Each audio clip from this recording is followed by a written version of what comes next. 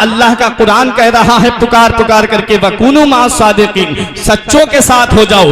دیکھو سچے کیسے ہوتے ہیں۔ ایک وہ بھی سچا تھا، دریا کے کنارے بیٹھا ہوا تھا، بھوک نے نڈھال کر دیا ہے، پیاس کی شدت نے بے چین کر دیا ہے، لیکن دیکھا کیا ہے کہ دریا کے اندر ایک سیب بہتا ہوا آ رہا ہے۔ اس سیب کو بھوک کی شدت کی وجہ سے تناول کر لیا، آدھا سیب کھایا، اندر سے تقوی نے جھنجھوڑ کے رکھ دیا، اے ابو صالح تو نے سیب کھایا ہے، یہ سیب کسی باغ کا ہے اور باغ کسی مالک کا ہوگا، تو نے مالک کی بغیر اجازت کے سیب کھایا ہے، تیرا تقوی، تیرے تقوی کا کیا ہوا؟ حضرت ابو صالح موسیٰ جنگی دوست نے جب پرہیزگاری کی وجہ سے آپ وہاں سے تقریباً 10 میل کے فاصلے پر وہ باغ تھا، وہاں کا سفر کرتے ہیں، اور جب اس باغ کے قریب پہنچتے ہیں ایک بزرگ کو دیکھتے ہیں وہاں باغ کے اندر بیٹھے ہوئے اللہ اللہ کر رہے ہیں۔ جا کر کے ان کو سلام کیا، بزرگ نے جواب دیا، کہا بتائیے کیا بات ہے؟ کہا کہ میں نے آپ کے باغ کا ایک سیب کھا لیا ہے، میں اس کی معافی کے لیے آپ کے پاس آیا ہوں۔ بزرگ نے جب غور سے پیشانی پہ دیکھا تو بلندی کے آثار پیشانی سے ظاہر ہو رہے تھے، سربلندی کے آثار پیشانی سے نظر آ رہے تھے۔ پیشانی کو دیکھ کر کے کہا بیٹا ہم معافی تو دے دیں گے لیکن ہماری 2 شرطیں ہیں، ایک شرط تو یہ ہے کہ تجھے باغ رکھانا ہوگا اور دوسری شرط ہم تجھ کو پہلی شرط کے پورا ہونے کے بعد بتائیں گے۔ حضرات المختصر بیان کر رہا ہوں، باغ رکھا رہے ہیں غوث اعظم کے والد جن کا نام شیخ ابو صالح موسیٰ جنگی دوست ہے۔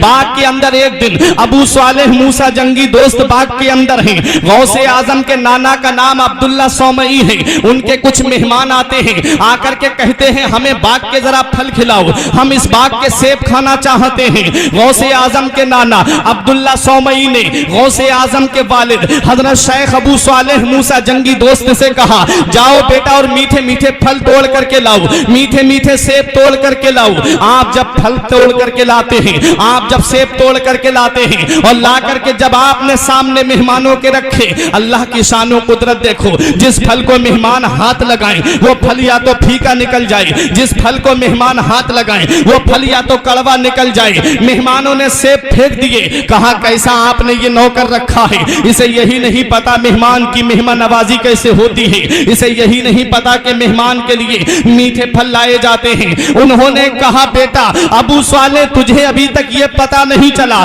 کہ میرے باغ کے کون سے پیڑ پہ میٹھا پھل آتا ہے، کون سے پیڑ پہ کھٹا پھل آتا ہے۔ اب سنو غوث اعظم کے والد کی شان، غوث اعظم کے والد کا مقام۔ میرے غوث اعظم کے والد کہتے ہیں ارے پتا اسے چلتا ہے جو کھاتا ہے، میں جب سے تمہارے باغ میں آیا ہوں میں نے کسی باغ کے پھل کو ہاتھ نہیں لگایا ہے۔ غوث اعظم کے والد کا جب یہ جملہ سنا مہمان بولے ہم اس کی بات کو تسلیم نہیں کرتے، تب غوث اعظم کے نانا نے کہا تم اس نوجوان کو نہیں جانتے، اس کی عظمت کو نہیں جانتے، اس کے مرتبے کو نہیں جانتے۔ ارے ایک دن سخت طوفان آیا تھا، ایک دن سخت آندھی آئی تھی، میں اپنے گھر سے نکلا، اپنے باغ کے اندر آیا، میں نے دیکھنا چاہا تمام لوگوں کے باغوں کے پھل زمین پہ آ گئے تھے آندھی کی وجہ سے، اور جب میں اپنے باغ کے اندر آیا تو میرے اس باغ کے اندر یہ نوجوان آندھی میں اپنا چراغ جلا کر کے قرآن کی تلاوت کر رہا تھا۔ سب لوگوں کے باغوں کے پھل تو زمین پہ تھے لیکن میرے باغ کا ایک پھل بھی زمین پہ نہیں گرا تھا۔ میں بتانا چاہتا ہوں رٹھورا کے مسلمانوں، جب باپ نیک ہوتا ہے، جب باپ پارسا ہوتا ہے، جب باپ متقی ہوتا ہے، جب باپ نیک ہوتا ہے اور جب ماں پارسا ہوتی ہے، جب ماں متقیہ ہوتی ہے، جب ماں اللہ کی ولیہ ہوتی ہے، تو ایسے گلشن میں جو پھول کھلتا ہے اسی پھول کو دنیا قطب ربانی کہتی ہے، دنیا محبوب سبحانی کہتی ہے، دنیا غوث اعظم کہتی ہے۔ پوری دنیا کے مسلمان بریلی کے امام کی زبان میں پکار کر کے کہتے ہیں واہ کیا مرتبہ اے غوث ہے بالا تیرا، اونچے اونچوں کے سروں سے قدم آلا تیرا، سر بھلا बना क्या कोई, जाने के है कैसा तेरा, औलिया मलते हैं आंखें वो है तलवार। तुमने देखी नहीं हिस्ट्री उठा करके, क्या तुमने देखी नहीं तारीख उठा करके, कौन गौसे आजम है? ये वो गौसे आजम है प्यारे।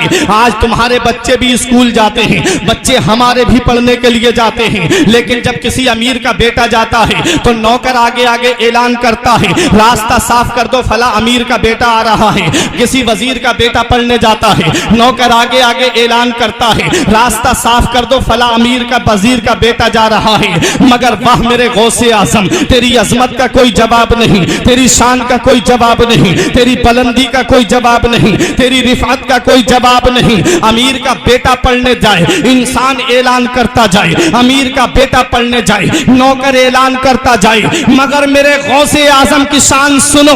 गौसे आजम मदरसा पढ़ने जा रहे हैं, इंसान ऐलान नहीं कर रहा है, अल्लाह का फरिश्ता ऐलान करता हुआ चल रहा है, इफ्सहु तरीका ले वलील्लाह, अल्लाह का वली आ रहा है, रास्ते को कुशादा कर, अल्लाह का वली आ रहा है, रास्ते को कुशादा कर दो। ये गौसे आजम की शान है। आखिरी बात सुनो, तकरीर को खत्म कर रहा हूं।